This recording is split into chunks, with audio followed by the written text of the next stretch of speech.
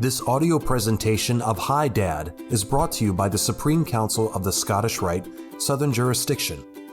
Written by Herbert Ewing Duncan. Executive producers: Scottish Rite Grand Commander James D. Cole, 33rd degree. Grand Master of DeMolay John Sellars, and DeMolay Grand Secretary Stephen E. Crane. Narrated and produced by Matt Bowers, 32nd degree. Consulting producer Dean Alban, 33rd degree. Hi Dad Book, copyright 1981. Audio recordings copyright 2023. All rights reserved. For information on how you can donate to support this audio serial, visit DeMolay.org. Chapter 14. In Remembrance. Dad Land, the beloved founder of DeMolay, was no longer with the movement he had created. The beginning of an era without his leadership burst upon a bewildered organization. There was now only the respect, the esteem, and recognition of his personal qualities to serve as a perpetual and ever-growing monument to memorialize his life. It was as though the gentle voice, the sincere smile, the steady tread and gracious manner of this leader among leaders had left the admonition, "Carry on my work. My work must go on." His death came so unexpectedly and so suddenly. The office staff of DeMolay was stunned, but early the next morning, on Monday, phone calls and telegrams were sent to all active members and deputies of the International Supreme Council to inform them that Frank Land had died the night before. The nation and all of DeMolay heard the sorrowful news. Charles Boyce repeated over and over the words of an ancient passage: "Our Creator has claimed him for a higher calling and task not of this earth." The family requested that flowers should be omitted and contributions be made to the DeMolay Foundation, but flowers came in abundance, and with them condolent telegrams, phone calls, cards, and letters by the hundreds. They came from the great as well as the little, from heads of nations as well as the newest DeMolays, but all carried one common message: heartfelt devotion and a tribute to a man of greatness. A few excerpts from the many thoughts expressed included: deepest sympathy. I grieve with you today, for I loved him too. Tom Law. I have many memories of Dad Land, and they are all happy ones. I remember when he called me at the time of Louis Lower's death. Now they are both gone, the founder and the first DeMolay. But what a wonderful legacy to have left after a life of service, in that we can all rejoice, even as we are saddened by his passing. John Cameron Swayze. He will be sorely missed by thousands upon thousands of his devoted boys. Walter Cronkite. He contributed to the growth and development of useful youthful activities and was a great leader in the civic life of his country. Alf M. Landon. With great sadness and loss I learned of the passing of this truly great American. He was one of the patterns God set before us to follow. Gene Austen. Few men have ever held the position of high esteem which has been his these many years, and no man ever deserved it more than he. Walt Disney. Funeral services were held at 2:30 on the afternoon of Thursday, November 12th, a day so bleak and cold as to provide this comment: "The rain today is symbolic. Even Mother Nature weeps as such a fine man as Frank S. Land is laid to rest." The great Gothic building of the Country Club Christian Church was selected for the service because of the magnitude of its auditorium or nave, for the beauty of its stained glass windows, stone arches, and atmosphere of tranquility. Long before the time set for the funeral, mourners by the hundreds, predominantly men, filled the great sanctuary and balcony to overflowing. Additional hundreds were required to listen over loudspeakers placed in adjoining rooms. The Reverend Herbert Ewing Duncan, Legion of Honor and minister of the Westminster Congregational Church, officiated. The active pallbearers were 6 members of the International Supreme Council staff, including S. M. Battle, Harold C. Bergstresser, Richard E. Harkins, Jack D. Hart, Gorman A. McBride, and John S. McKibben, Jr. Honorary pallbearers were present and past Grand Masters of Masons, including former President Harry S. Truman, and other Grand Officers of all Masonic bodies, active members, and deputies of the International Supreme Council, directors of the Columbia National Bank, and officials of Phillips Petroleum Company. During the moments of solemn dignity of the service, a deep feeling of sorrow was expressed and sympathy extended to Frank Land's wife, Mrs. Nell M. Land, his mother, Mrs. Elizabeth James, his sister, Mrs. C.P. Stein, his half-sister, Mrs. Robert Palmer, and to the members and staff of the International Supreme Council of the Order of DeMolay. In his eulogy of Dad Land as a friend of the world, Reverend Duncan said that seldom in history does the passing of a man leave such a vast, empty feeling in so many lives as the death of Dad Land. He was known, respected, and loved by veritable legions of young men in their teens, he said, and by men in all walks of life, leaders of the arts and professions, congressmen and senators, governors and presidents of our nation. We all have a rich and deep memory of a quiet personality who was capable of bringing out the very best in every life his life touched. In establishing the Order of DeMolay after World War I, Dad Land restored to the youth of that generation the qualities that have marked the lives of heroes and saints in all generations, Reverend Duncan said. As the years passed and his influence grew increasingly great, Reverend Duncan continued, he remained to those in my generation the same Dad Land we had first known when we knelt at a DeMolay altar and somehow realized that from that time onward we had a friend who would follow our lives with interest through the years. He stood as a great reservoir of strength for the continuation of the ideals of our youth and for the cardinal virtues of love of God, love of home, and love of country he inculcated in the ritual known now by some 3 million boys. It is in a spirit of commemoration that we commit his soul this day to God, to country, to DeMolay. The Masonic service, with ritualistic beauty, was conducted by the Right Worshipful Brother Frank A. Lewis, Secretary and Past Master of Ivanhoe Lodge No. 446, of which Dad Land was a member. An honor guard of 6 officers of the Mother Chapter then accompanied the pallbearers to the narthex of the church. There an honor guard of the Shrine Patrol of the Ararat Temple of Kansas City, in uniforms of state, formed in double lines outside the church as the casket was carried to the waiting cars. Mount Moriah Cemetery, whose very name signifies immortality, is located south of the city on a graceful rise of ground overlooking the hills of Jackson County. The entrance is dominated by a marble mausoleum of Egyptian architecture with a silent sphinx on either side of the wide stairway leading to bronze doors. Just to the east of this building, the land cemetery lots are located in a site surrounded by evergreen shrubbery and trees. Here Frank Sherman Land was laid to rest on the cold, rainy afternoon of November 12, 1959. The simple marker of his grave, level with the earth as all other markers in the cemetery, tells such a brief story. Frank S. Land, June 21, 1890, November 8, 1959. Founder, Order of DeMolay. My work must go on had been the challenge hurled to the Order of DeMolay by Dad Land even as the days of his life drew to a close. In answer, the Executive Committee of the Supreme Council held a special meeting on November 13th under the direction of its chairman, Dr. Claude F. Young, to fill the office of Secretary General.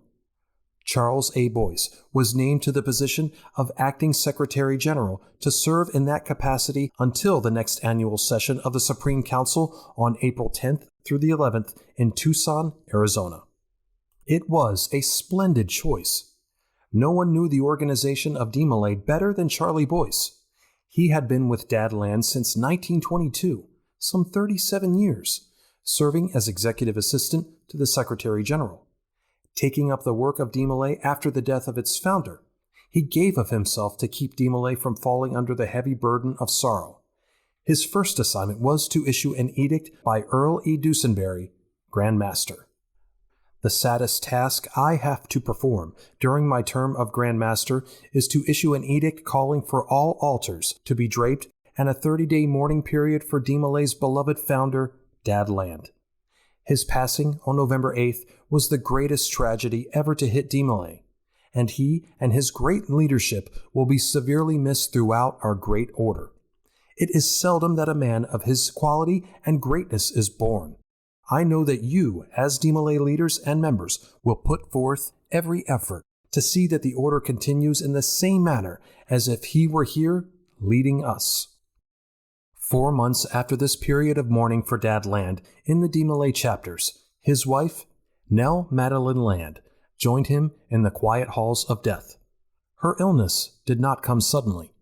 Months before Frank's condition grew severe, she had experienced physical discomfort and was aware of diminishing strength and vitality.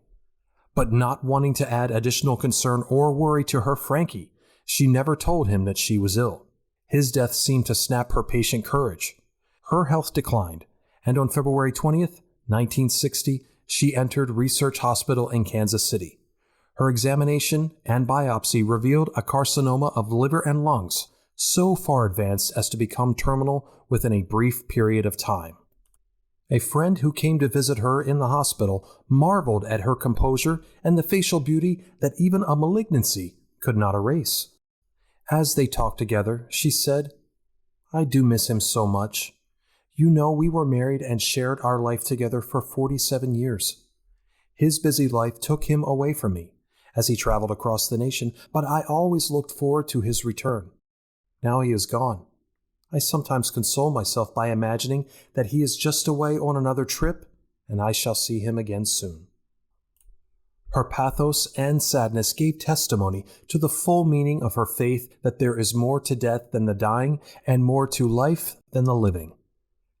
Very quietly, her spirit passed into the limitless halls of time on April 23rd. She now rests beside her husband on the brow of a hill in Mount Moriah Cemetery and becomes a part of the services held each year on November 8th and March 18th in memory of Frank S. Land. During his life, there were many who said that Frank Land grew wealthy as a result of his work with DeMolay.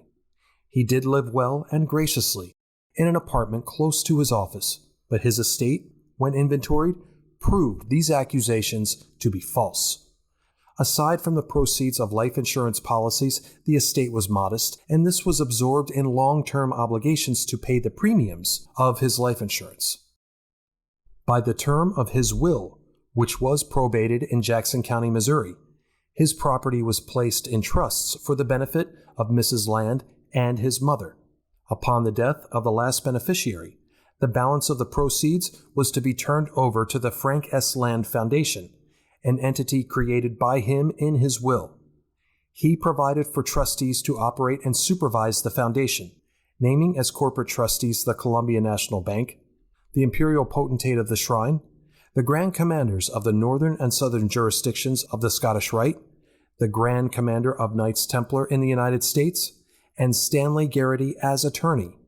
The trustees were to distribute and pay the net income of the International Supreme Council of the Order of DeMolay, so long as it is an effective organization in aiding the welfare, moral, mental, educational, and physical well-being of boys between the ages of 14 and 21 inclusive.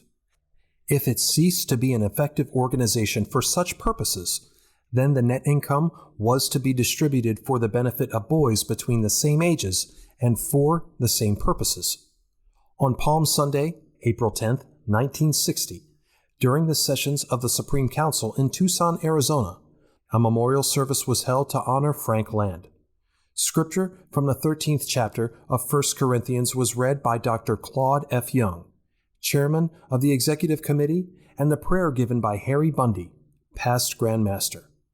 The message was by Chandler C. Cohagen, past Master, Grand Treasurer, and for 20 years an intimate friend of Dad Land. He said, in part, "The partition which separates ability from mediocrity and brilliance from the commonplace is frequently quite thin and ofttimes transparent, but the division between the dedicated, consecrated man and the one who is content to follow only is of far more substantial proportions. We are here to speak of one who lived on the highest plane. Our society, like each generation, faces a myriad of problems. We have noted through the history of the centuries how each age believes it has the biggest problems of all time. History, however, becomes the one judge, and it points the finger at those events which seem to be more catastrophic than others. Unknowingly, we stood at the threshold of one of these periods in 1914. Our brother Frank had been in business for 4 years. He was prospering, but he felt that he was living too much for himself and his family. He desired to be of more aid to others. The world was about to be plunged into World War I when the Scottish Rite bodies of Kansas City beckoned to him. He believed Matthew, chapter 5, verse 47. If you salute only your brethren, what more are you doing than others? This spirit dominated all of his activities, for his counsel on youth problems was sought by various races and creeds. Certainly he did more than salute only his brethren. Truly he lived and breathed the sentiments of the immortal John Ruskin. When we build, let us think that we build forever. Let it not be for present delight, nor for present use alone. Let it be such work as our descendants will thank us for, and let us think, as we lay stone on stone, that a time is to come when those stones will be sacred because our hands have touched them, and that men will say as they look upon the labor and wrought substances of them, "See, this our fathers did for us." Doubtless Ruskin had in mind the speculative rather than the operative angle. Does it not apply to the dedication of Frank Land in building the structure of DeMolay? And is it not our duty to maintain it in the same spirit? He has lived. May the fruits of his labors live after him and remind us constantly to continue to do those things which he would have liked to have done. A year later, during the Supreme Council meetings at Victoria, British Columbia, Canada, every effort was made to continue to do those things which he would like to have done. Albert J. McNally, as Grand Master, presided over the sessions as new paths were explored to find suitable ways for the ongoing process of the order. The meetings were filled with emotion in an effort to perpetuate a memory, even to changing the office of Secretary General to Grand Secretary. Many of the men felt that the title Secretary General and the name Frank Land to be synonymous. In their love of Frank Land, they did not believe that his title should be given to another. Clarence Head, however, who had served during the past year in that office, was to have the designation, for life, of Secretary General Emeritus. Frank Land's office also carried memories of his association and friendship with the men of DeMolay. It was voted to keep this room as a shrine and to preserve it just as he left it, with all its elegance and walls clustered with personally inscribed photographs from famous men in all walks of life. The room adjacent to his office had served as the office of Land's secretary, and now, by decision of the Supreme Council, it was to be used as the second area of the Frank S. Land Memorial Rooms. The committee to arrange for these rooms was appointed with H. Malvern Marks as chairman. The other members were Chandler C. Cohagen, Albert J. McNally, Stanley Garrity, George M. Saunders, Harold F. Koch, and Dr. Claude F. Young. This committee, during the next weeks, had designs made for the remodeling, and work soon started. Frank Land's office remained without any touch of revision. The other office was completely remodeled with the cost provided by donations from friends from all over the world, from DeMolays, chapters, advisors, Masonic groups, friends, and those who admired this doer of good. It is a beautiful room with rich cherry paneling, special lighting, deep plush crimson carpet, and a stained glass window with a familiar scene of a DeMolay kneeling at an altar. Display cases house the historical items, such as the original attendance register and minutes of Mother Chapter, the first patent and membership cards, and the significant honors and mementos that came to Dad Land during his lifetime.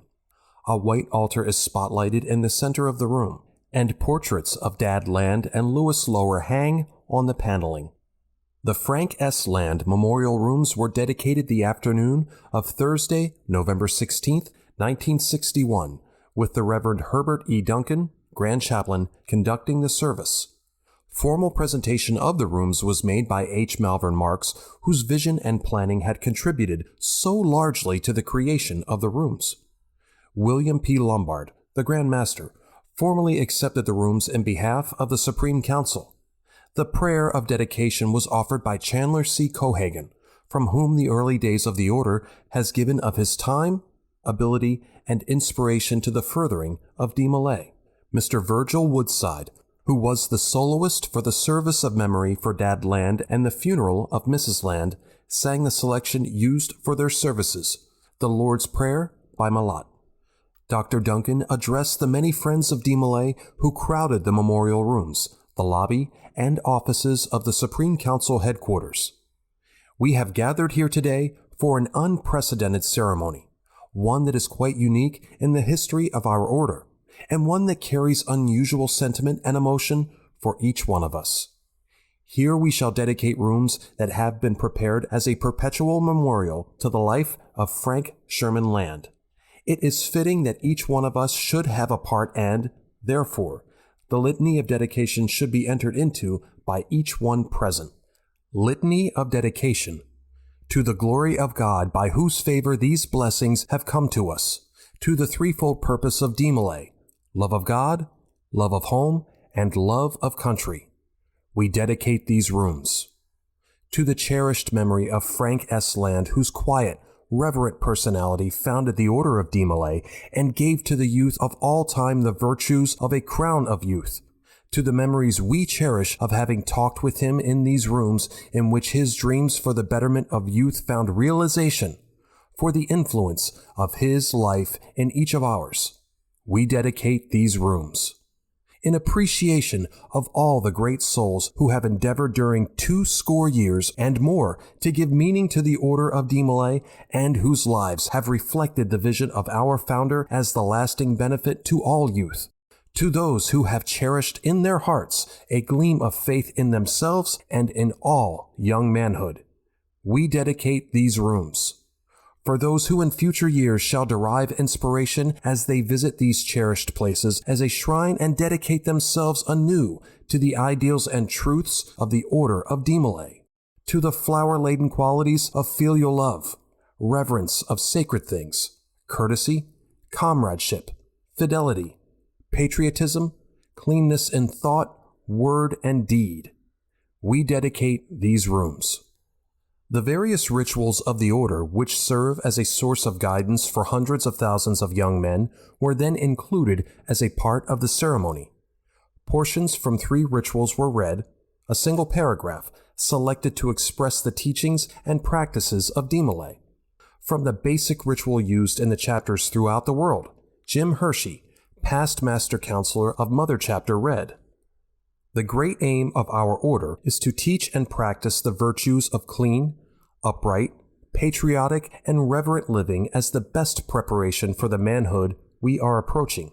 We are earnestly striving to be better sons, better brothers, and better friends, that when we reach the years of manhood, we may be better men."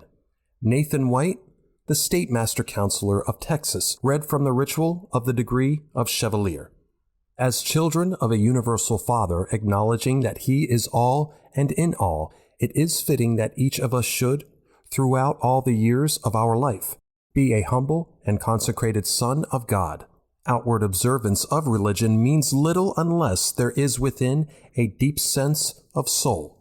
May we in every act, manner, and circumstance prove worthy of His universal sonship. A paragraph from the ritual of investiture of the Legion of Honor was given by John A. Weiss, the Dean of Mother Preceptory.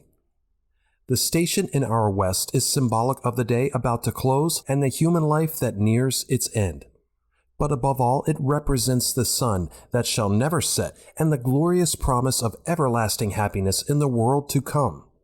At this station, symbolic of the end of the journey, I can, with all propriety, express the hope that, when for you in turn the sunshine of life shall turn to shadows, they will close about you like a benediction, with the promise of eternal rewards and everlasting honors. The following address, I do so promise and vow, was given by the Grand Chaplain. Abraham Lincoln, in the most beautiful speech of dedication in American history, said of those present at Gettysburg that they could not hallow or consecrate the land, for it had been made sacred by the lives of those in whose honor they assembled. In like manner, we can formally dedicate these rooms, but they have already been consecrated by the gentle and gracious personality of Frank S. Land. Here he dreamed and worked and planned.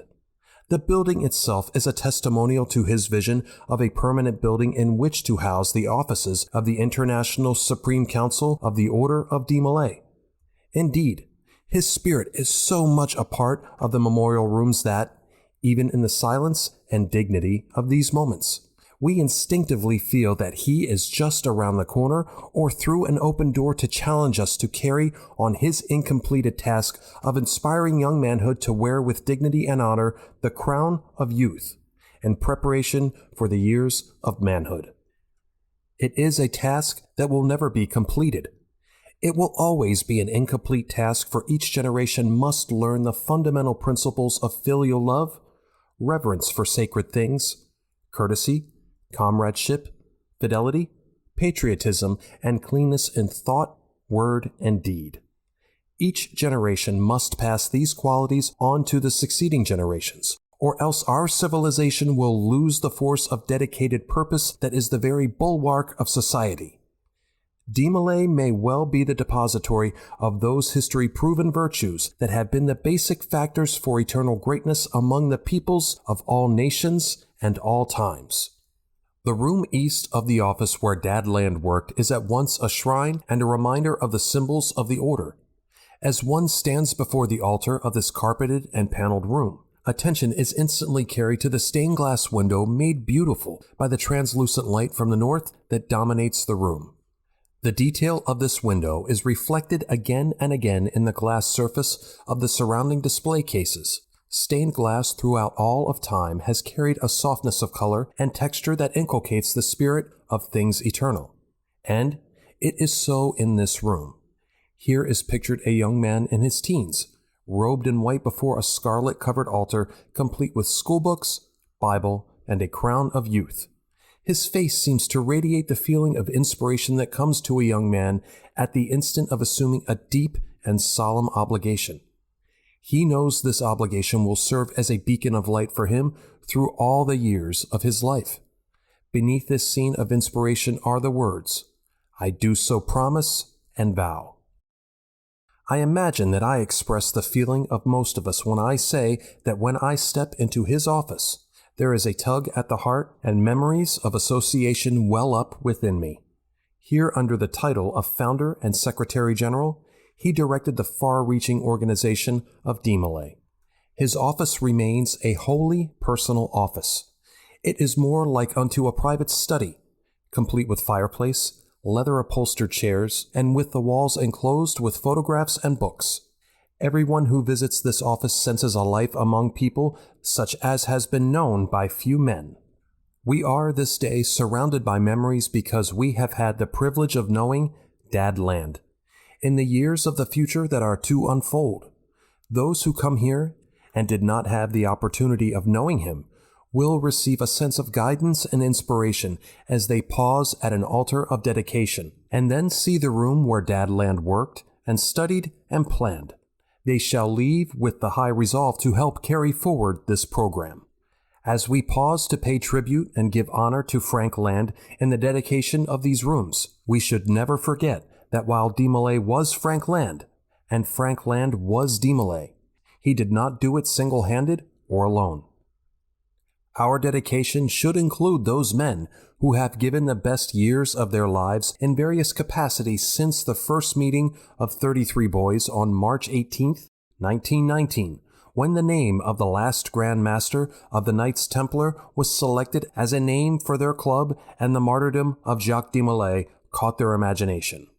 These men have served as members, staff, and officers of the International Supreme Council, as advisors of local chapters, as members of the various Masonic organizations, as workers together to bring to youth the qualities for good that have marked the lives of heroes and saints of all generations.